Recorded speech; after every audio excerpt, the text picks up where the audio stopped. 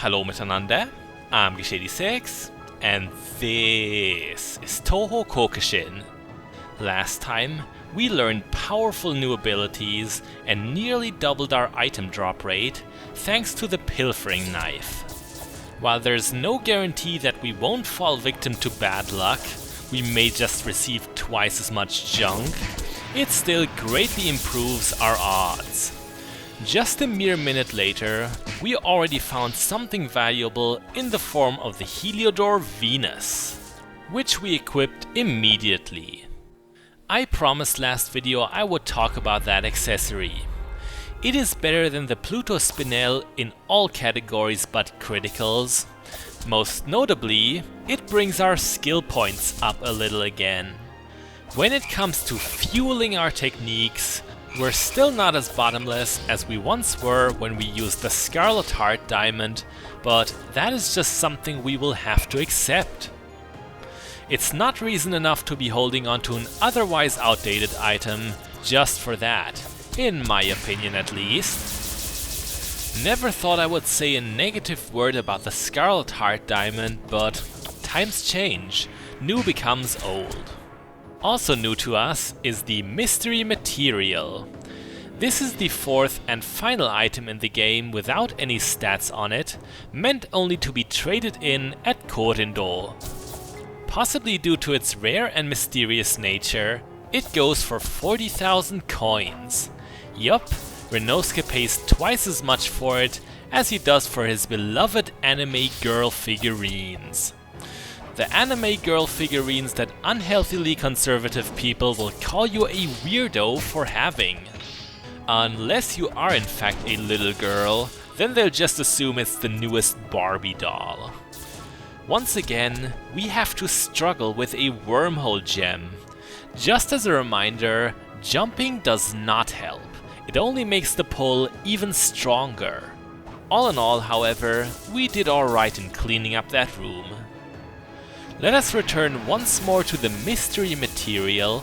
According to the description, it is a box containing antimatter. I cannot tell you on the fly what that is. I don't think even Star Trek really knew, but Renosuke certainly could.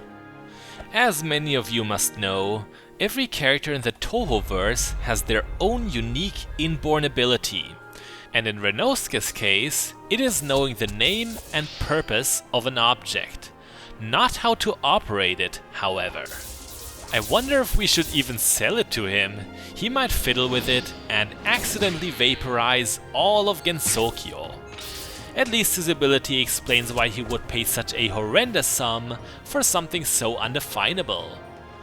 We've already unlocked the door to the exit of this area a short while back, but there are still some secrets to unravel on the 8th sublevel.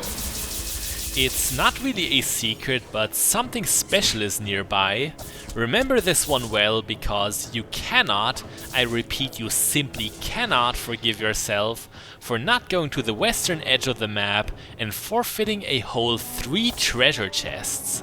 That would be a sin. Huh, we even got another mystery material from that. We are close to leaving this floor behind again, but there is one more treasure chest around that I know of. It is in a slightly more inconspicuous spot. On the way to there, we can kill a few more stray enemies for a little bit of experience. It may not be much, but just a little bit more can make the difference to become a lot stronger. Our newest skill, Perfect Rain, will do just that for us. There is no false advertisement in this one. Think Silver Rain, except more perfect. Perfect Rain is in my opinion the most valuable technique Sakuya can ever learn. It'll likely keep a permanent place in our loadout. They say show, don't tell, so let's wait on that subject until we've seen it in action for once. Meanwhile, what is a Key of Mammon?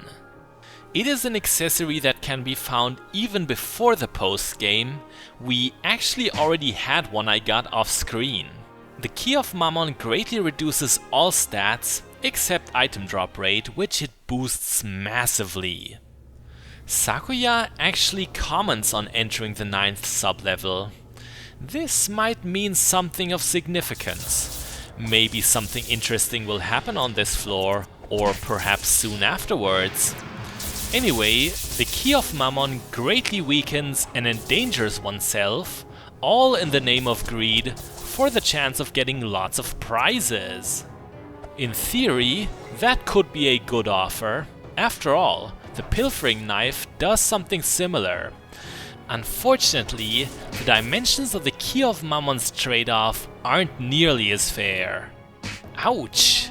That just then would have left a very ugly mark on Sakuya's face. I used the Key of Mammon I found during grinding for a test run of the Labyrinth. The result was disastrous. I can't recommend it at all. You might be very tempted to use it, but seriously, it is not a good item. You can be a rebel and try it if you want, but don't say I didn't warn you. By now, we have seen the walls of knives that are Perfect Rain in action, and they are glorious. Very strong, with a long reach, and they are so easy to aim with all the ground they cover to the sides. But you know what makes Perfect Rain so perfect? We have learned that Silver Rain has a blind spot right in front of us, which can be an issue. Perfect Rain, because of the way it flies, obviously does not have that disadvantage. The cost for it is also the same as Silver Rain's, 3 skill diamonds, very affordable.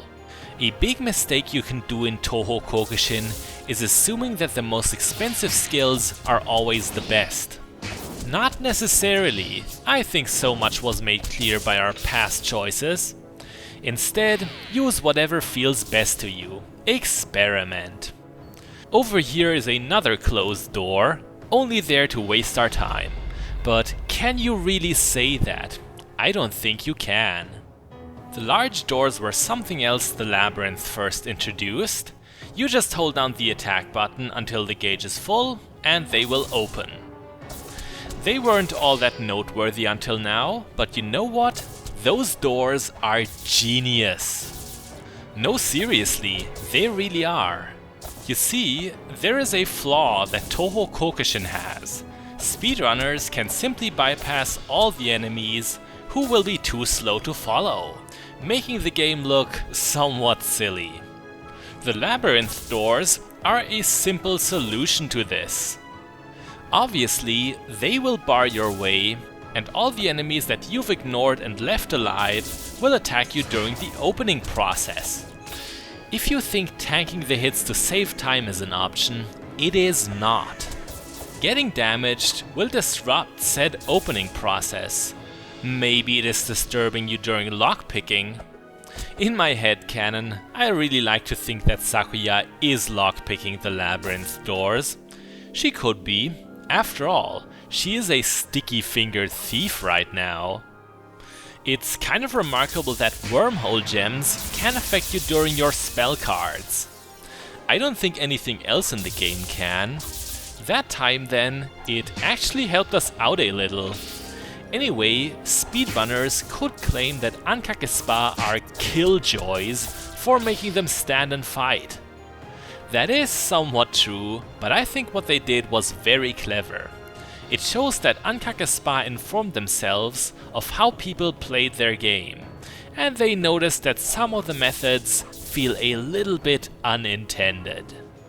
Touhou Koukishin is after all a very combat-oriented game. If you defeat all the enemies as you encounter them, the doors aren't really that annoying and don't even take long to open. Ankakespa really used a subtle and fair tool to balance an issue the game had. There you have it, the Labyrinth doors are very smart.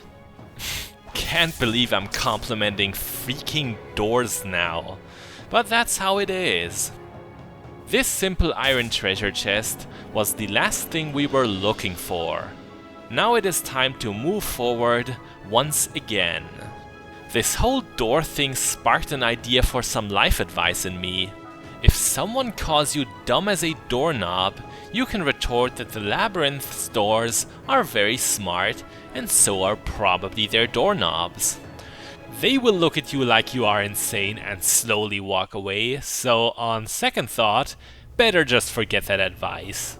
In a moment, we will receive a message telling us that the game has created a checkpoint of sorts. We can now always restart on the 10th sublevel, and we are going to do that right now, as we are nearly dead. There are no health vases anywhere on this floor. This is the only way to fully heal right now. We are also going to switch over to our boss killing equipment.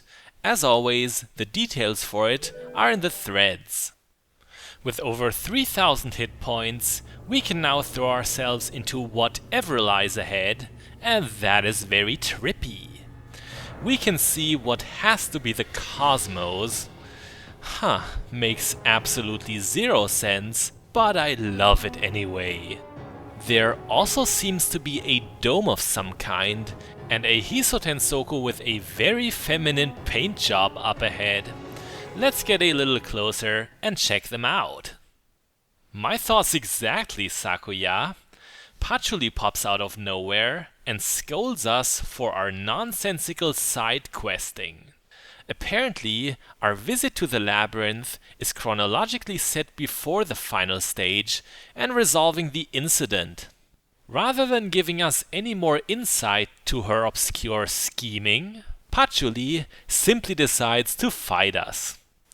Ma'am, is it too late to record our progress one more time before you annihilate us? It is? Okay, just wanted to make sure.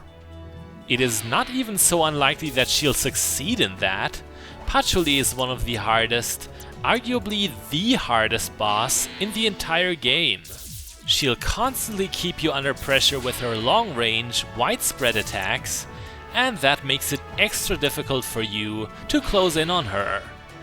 You might not even want to do that.